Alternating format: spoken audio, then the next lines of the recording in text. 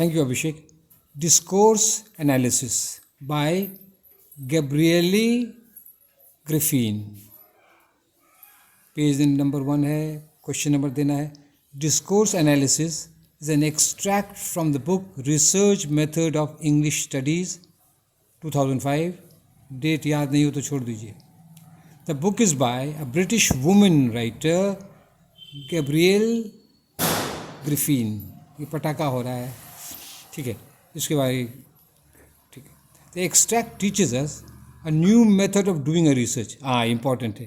क्या है ये एक्स्ट्रैक्ट? हमको सिखाता नए तरीके से किस तरह रिसर्च करें, ये बताता है. अब देखिए, हम आ रहे हैं उसके वर्क. इसे वर्क दे देने से क्या होगा ना, अच्छा कुछ मार्क्स के लिए हम लोग देते हैं, नहीं तो बहुत भारी भारी नाम याद करना. लेकिन क्या कीजिएगा, परीक्षा के लिए नंबर के लिए आपको करना पड़ेगा.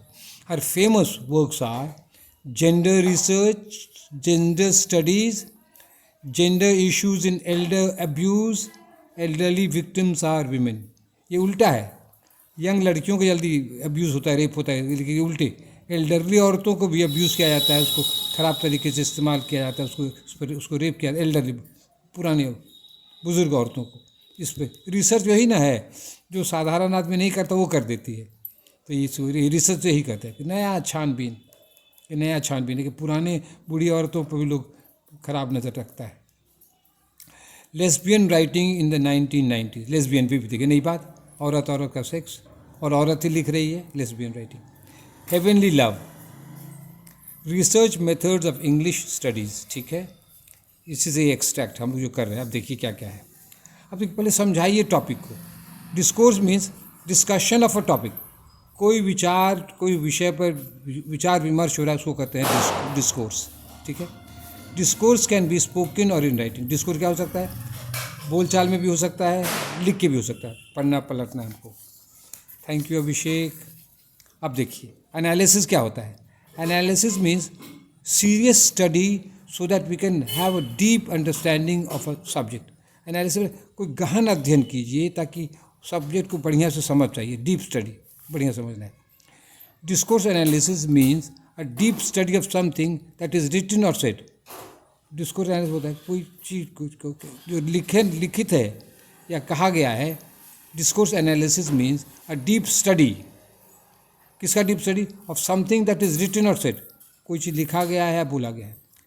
Discourse analysis is language beyond the language. जो इंपॉर्टेंट है, कोटेशन दीजिएगा. भाषा के परे भी कुछ बात है. जैसे मान लीजिए कोई कहा, किसी का आई लव यू, तो उसके परे भी कोई बात है. आई लव यू खाली शब्द ही नहीं, उसके परे भी कोई बात है. कोई किसी को गुलाब दे दिया, तो गुलाब ही गुलाब नहीं, उसके परे भी कोई बात है. तो इसी का यही माने हुआ language beyond the language. For example दीजिए. For example, consider the war speech of Hitler, the Nazi leader of Germany. वो भयंकर लीडर था.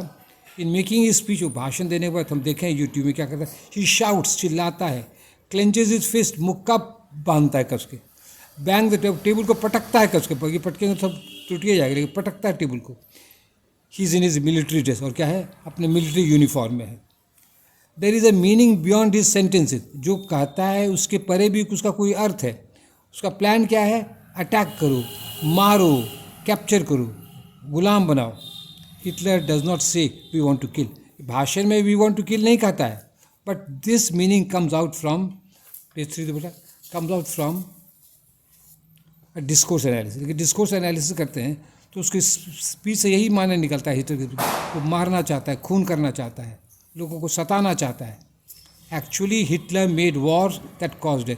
और सचमुच वो हिटलर लड़ाई किया और बहुतों का जान वो मारा. अब देखिए, हिटलर कहती. अब देखिए, now consider the speech of Winston Churchill. अब चर्चिल के भाषण को देखिए. The prime minister of England during world war 2. World war 2 में ये प्राइम मिनिस्टर 1939 to 1945. ये डेट दीजिए, बहुत पॉपुलर ना डेट है. अब देखिए स्पीच क्या है. We shall never surrender. We shall fight on the beaches. We shall fight in the air.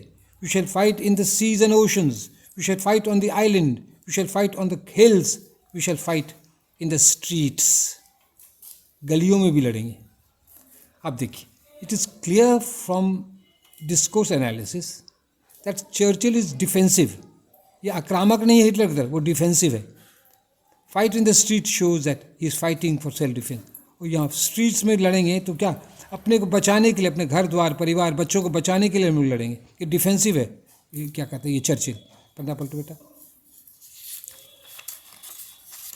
हाँ, thank you Abhishek. Now consider the speech और डिस्कोर्स ऑफ गांधी जी। महात्मा गांधी का देखिए। But before we consider his speech, see his dress. उसके speech को समझने के पहले उसके ड्रेस को देखिए। He is dressed in khadi white dhoti. Khadi का धोती पहने में, सफ़ेद धोती है। In discourse analysis we the dress of the speaker is considered. और डिस्कोर्स एनालिसिस में जो वक्ता है उसके ड्रेस को भी हम लोग देखते हैं। Khadi shows that Gandhi gave importance to home spinning. Khadi से क्या पता चलता है, वो घर से चरखा चलाना चाहते थे और उस तरह उसके माध्यम से अंग्रेजों को भगाना। वो फैक्ट्री वाला, he did not want foreign goods from England. England का सामान वो नहीं चाहते थे और इसी तरह उसका धंधा बंद हो गया तो धीरे धीरे अंग्रेज चला गया।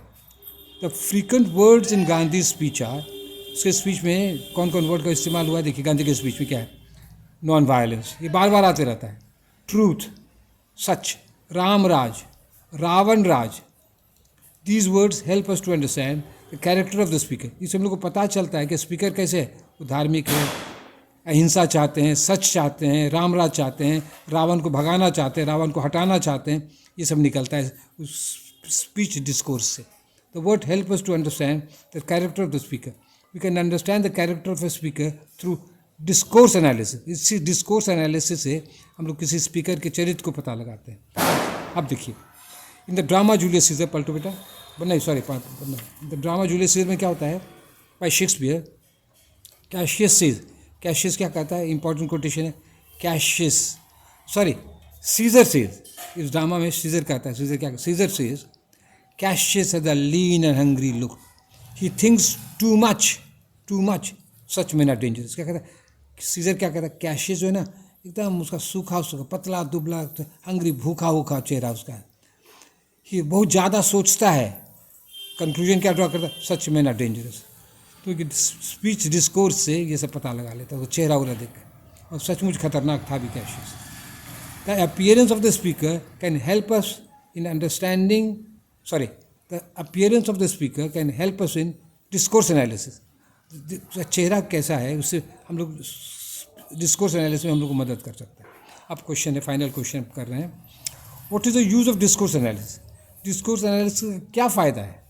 The answer is we can understand one another better through discourse analysis. Discourse analysis से हम लोग एक दूसरे को अच्छी तरह से समझ सकते हैं। अब विलेज बॉय या रस्टिक बॉय कर सकते हैं, can understand when his father will get angry and give him a slap. एक छोटा बच्चा समझ जा सकता है उसके पापा का कब टेम्पर गुस्साएगा, अब वो कब थप्पड़ चला देगा, तो होशियार हो जाता है। अब father can understand when his son will revolt, और एक पिता भी समझ जाता है कि मेरा बेटा कब विद्रोह करेगा जवान होकर, इसीलिए वो भी होश में आ जाता है, समझदारी से काम करता है। Husband and wife can understand each other better through discourse analysis, और हस्बैंड वाइफ एक दूसरे को और अच्छी तरह समझ सकते हैं, उसका बोली देखकर, उसका बॉडी लैंग्वेज देखकर समझ सकते हैं, इसीलिए बेटर अंडरस्टैंडिंग हो सकता है। समझदार औरत, समझदार पत्नी, समझदार हस्बैंड जो है डिस्कोर्स एनालिसिस से फ़ायदा उठा सकता है। अ क्लेवर, पलटो बेटा, a clever politician can detect his hidden enemy. कोई होशियार पॉलिटिशियन है, कोई नेता है, वो समझ सकता है चेहरा देख कर, बोली से, क्या कौन छिपा हुआ दुश्मन है, हिडन एनिमी। उसको कहते हैं इंग्लिश में the snake in the grass. घास में सांप कौन है, छुपा दुश्मन कौन है, एक होशियार पॉलिटिशियन समझ सकता है। In short, discourse analysis is useful both for academic research and practical life. पढ़ाई लिखाई में भी ये फ़ायदेमंद है और प्रैक्टिकल लाइफ में भी। That's all, thank you.